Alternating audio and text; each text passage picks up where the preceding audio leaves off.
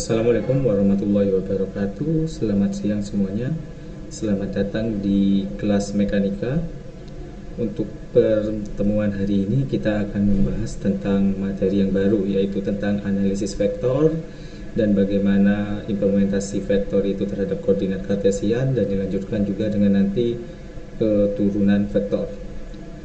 Jadi untuk pertemuan yang sesi pertama ini kita akan membahas dulu tentang apa itu vektor dan bagaimana operasi-operasi aritmatika dalam vektor itu sendiri. Oke, next kita akan bahas ini. Sebenarnya dalam besaran fisika, jadi dalam besaran fisika itu besaran dibagi menjadi dua berdasarkan kebergantungannya terhadap ruangan. Jadi jika membutuhkan informasi ruang, maka itu akan jatuh ke dalam besaran vektor, dan jika tidak akan jatuh dalam besaran skalar. Jadi kalau menurut definisi di sini vektor merupakan besaran fisika yang dalam pendeklarasiannya memerlukan dua informasi utama, yaitu besaran nilai dan besaran arah. Sebaliknya untuk skalar itu hanya membutuhkan informasi nilai saja. Jadi contohnya untuk skalar itu misalkan massa, suhu itu merupakan contoh dari besaran skalar. Karena dalam menyatakannya untuk suhu dan massa itu tidak membutuhkan arah, jadi cuma suhu 30 derajat Celcius atau massanya 3 kg, jadi seperti itu. Berbeda dengan vektor, jadi kalau untuk vektor kita butuh dua informasi nilai, besarnya, dan arahnya. Jadi misalkan untuk contoh vektor itu perpindahan, saya berpindah 2 meter, ke arah mana? Maka ke arah kanan, ke arah kiri, ke arah atas, ke arah bawah. Maka jika kita cuma mengatakan saya berpindah 2 meter, maka itu informasinya belum lengkap. Jadi informasinya harus 2 meter ke arah mana. Jadi karena besaran perpindahan merupakan besaran vektor. Oke, kita lanjutkan ke komponen-komponen vektor. Yang dimaksud dalam komponen vektor di sini adalah nanti beberapa istilah yang melekat pada konsep vektor itu sendiri. Dalam representasi visualnya, besaran vektor umumnya digambarkan sebagai anak panah, di mana panjang arah anak panah ini merupakan nilai yang terkandung. Jadi semakin panjang maka nilainya semakin besar, dan arah panahnya merupakan arah vektornya. Jadi untuk penulisan simbol itu ada dua. Yang pertama itu bisa ditulis tebal seperti ini. Misalkan kita punya vektor F, maka dicetak tebal seperti ini, atau juga bisa dicetak biasa tapi dengan arah panah di atasnya. Jadi untuk penggambaran vektor secara matematis nanti penulisannya ada dua, ada cetak tebal dan juga ada panah di atas seperti ini. Jadi ini beberapa komponen vektor yang sudah kita bahas tadi, adalah beberapa istilah yang melekat pada vektor sendiri, yaitu yang pertama magnitude atau besar vektor. Jadi besar vektor itu adalah nilai yang terkandung dalam besaran vektor. Jadi misalkan seperti tadi, saya berpindah 2 meter ke arah kanan, maka yang disebut magnitude-nya itu adalah 2 meternya, jadi 2 seperti itu. Yang kedua itu adalah resultan vektor. Jadi resultan ini dari istilahnya merupakan penjumlahan. Jadi misalkan ada 2 buah vektor yang bekerja dan dijumlah, maka itu bisa kita sebut dengan resultan vektor. Jadi vektor A ditambah vektor B menghasilkan vektor C. Nanti vektor C adalah resultan dari vektor A dan vektor B. Jadi seperti itu. Jadi selain konsep dua tadi, juga ada konsep vektor satuan. Jadi apa itu vektor satuan? Jadi vektor satuan itu vektor yang nilainya 1 dan arahnya searah dengan arah yang ditunjukkan oleh vektor yang ingin dia definisikan. Misalkan kita punya vektor A seperti ini, dan di sini misalkan vektor A ini nilainya adalah 1, 2, 3, 4, 5. Jadi ada vektor A yang besarnya 5 satuan. Maka arah dari vektor satuan dari vektor A itu adalah ke kanan, tapi besarnya cuma 1 satuan. Dan untuk penggambaran secara matematisnya nanti, jika vektor tadi adalah dengan ada tanda panah di atas, maka untuk vektor satuan itu ada simbol sirkumfleksnya. Jadi seperti ini. Jadi ini melambangkan vektor satuan untuk vektor A. Jadi arahnya sama dengan vektor A ke kanan, tapi besarnya cuma 1 satuan. Oleh karena itu didefinisikan sebagai vektor satuan. Kalau di sini contohnya adalah vektor F yang nilainya 10 satuan ke arah utara. Maka vektor satuan dari vektor F itu ditulis dengan F yang memiliki nilai 1 satuan ke arah. Oh, salah ketik ini ya, bukan ke arah barat ini, bukan ke arah utara. Nanti saya revisi.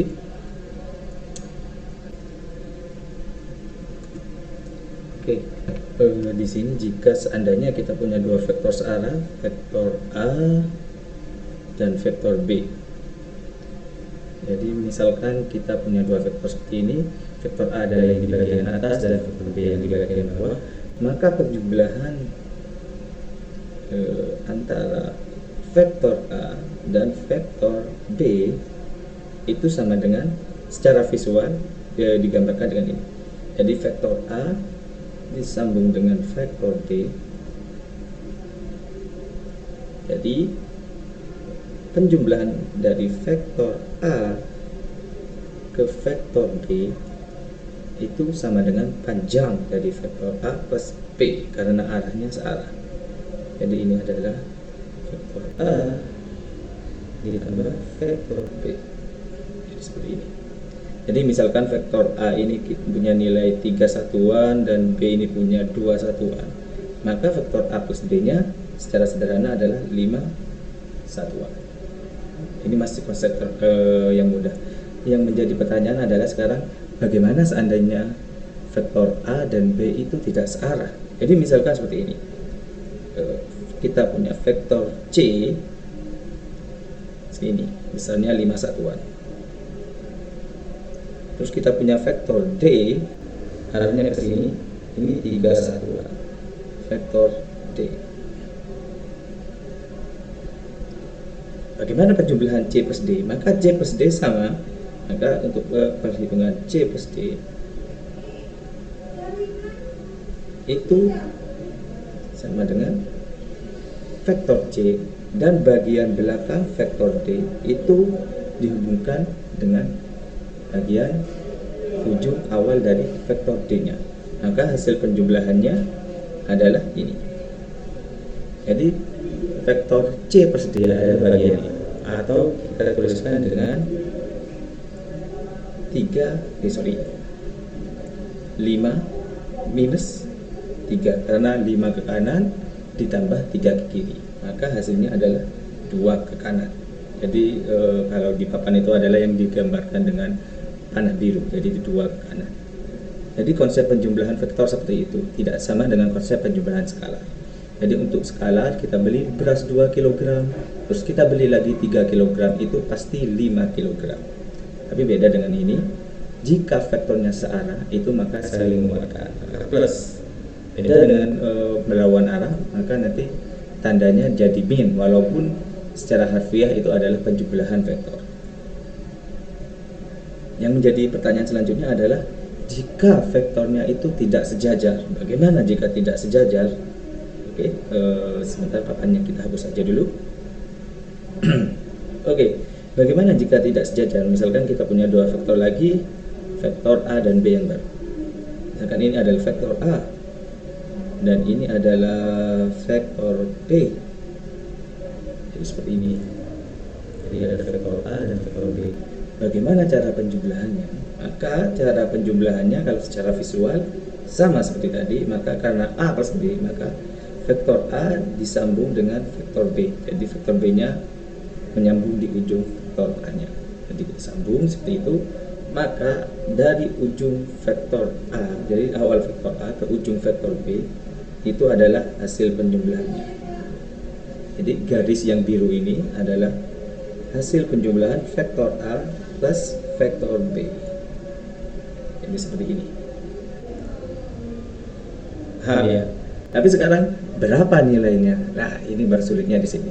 Karena vektor A itu ke kanan dan vektor B condong ke kanan, maka ini untuk penentuan nilainya akan menyulitkan. Oleh karena itu, untuk mempermudah vektor, maka kita bisa deklarasikan vektor ke dalam koordinat kartesian.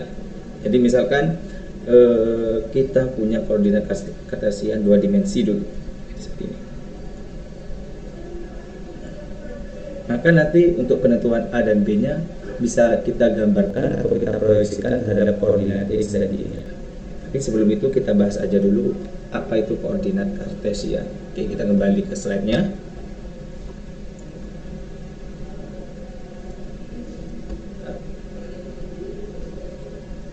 Sistem koordinat kartesian. Jadi secara lengkap koordinat kartesian itu menggambar atau membagi ruangan ke dalam 3 penjuru, yaitu atas bawah biasanya itu diwakili dengan sumbu Z, kanan kiri itu diwakili oleh sumbu Y, dan depan belakang itu diwakili oleh sumbu X.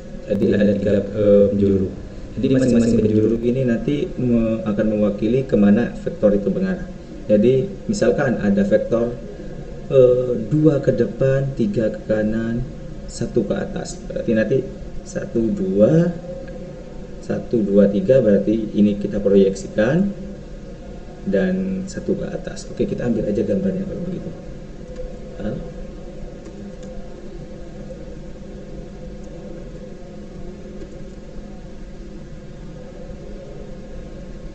Ada error sih.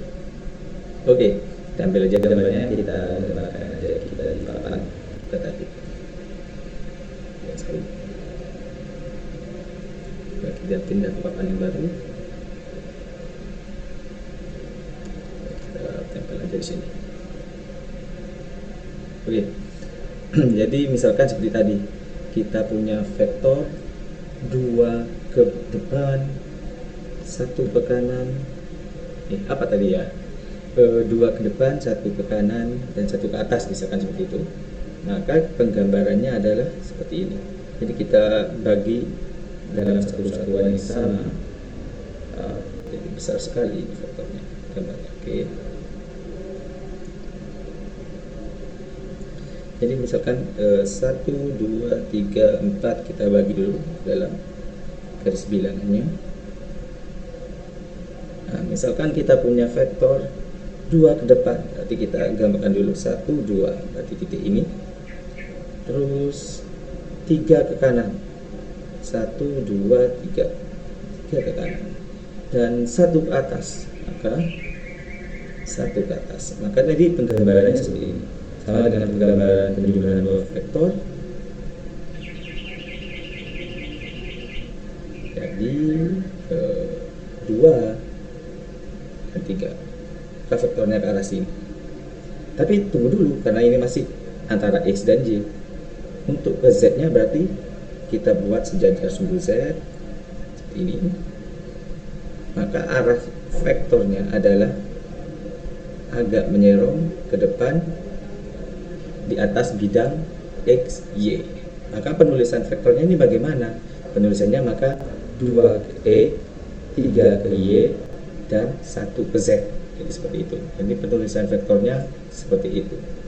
Tapi daripada kita menulisnya 2 di sumbu Y, 3 ke sumbu 3 ke sumbu Y, dan 2 ke sumbu Z, 1 ke sumbu Z, maka ada penulisan yang paling singkat, yaitu juga dengan menggunakan vektor satuan. Jadi konsep vektor satuan yang kita bahas tadi di depan akan berguna di sini. Jadi vektor satuan di sini untuk menggambarkan masing-masing penjuru dari X, Y, Z-nya. Jadi vektor satuan ke arah sumbu X itu ada sendiri, vektor satuan ke arah sumbu Y itu ada sendiri nanti, dan vektor satuan ke arah sumbu Z juga ada. Jadi ini contohnya. Oke, jadi ini vektor satuan yang ke arah sumbu X itu dikenal dengan I, dan vektor satuan ke arah sumbu Y itu J, dan vektor satuan ke arah sumbu K ini adalah ke arah sumbu Z ini adalah K. Jadi ingat, I, J, K. Jadi alih-alih kita menggunakan kalimat ini tadi, jadi alih-alih kita menggunakan 2 ke sumbu E, 3 ke sumbu Y, 1 ke sumbu Z, kita bisa menggunakan 2I, 3Y, 1Z. Jadi seperti itu. Nah, ini adalah representasi sebuah vektor terhadap koordinat kartesian. Jadi penggambaran vektor dalam koordinat kartesian secara basic kita menggunakan IJK untuk menggambarkannya. Jadi untuk menggambarkannya nanti ada 2 tipe. Hari ini kita lewati aja dulu.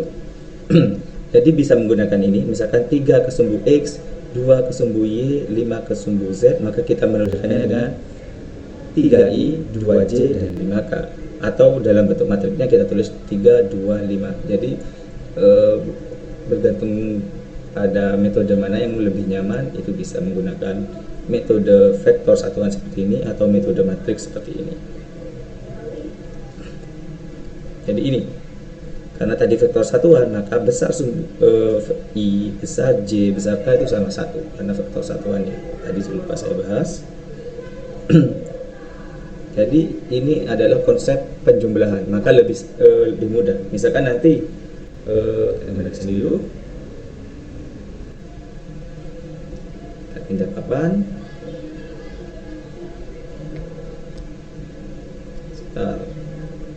Oke. Jadi misalkan kita punya dua buah vektor, misalkan vektor A itu 3 ke X tapi min 2 ke Y, jadi Y itu harusnya kanan kiri, maka ini adalah 2 ke arah kiri. 3 2J tambah 2K, 2 ke atas atau ke arah sumbu Z positif, dan vektor B min 2I, berarti I itu depan belakang, maka ini ke arah belakang, jadi 2 ke arah belakang, 3 ke arah kanan, dan 1 ke arah atas. Maka kalau 1 kita tulis aja dengan K seperti biasa ini. Maka bagaimana penjumlahannya? Maka jika kita representasikan dalam matrik, A plus B itu sama dengan 3 min 2 ditambah ditambah minus 2, 3, dan 1. Maka masing-masing komponen atau masing-masing baris dijumlahkan dengan baris yang bersesuaian. Jadi dengan kata lain di sini 3 plus min 2, maka tinggal 1, min 2 dengan 3 maka juga 1, 2 tambah 1 sama dengan 3. Jadi hasil penjumlahan vektor A, B plus B itu sama dengan 1, 1, 3. Terus kalau ditanyakan bagaimana besarnya atau bagaimana magnitude-nya, maka untuk menentukan magnitude-nya kita kesimpulan tadi A plus B. Jadi magnitude A plus B itu sama dengan sumbu X kuadrat. Jadi ini turunan dari persamaan Pitagoras ya. Jadi seperti itu, ditambah sumbu Y kuadrat ditambah sumbu Z kuadrat. Maka kalau dengan data yang tadi kita dapatkan, maka 1 kuadrat ditambah 1 kuadrat ditambah 9 atau 3 kuadrat. Maka magnitude dari penjumlahan kedua vektor tadi adalah akar 11. Jadi seperti ini ya. Jadi ini adalah akhir dari materi penjumlahan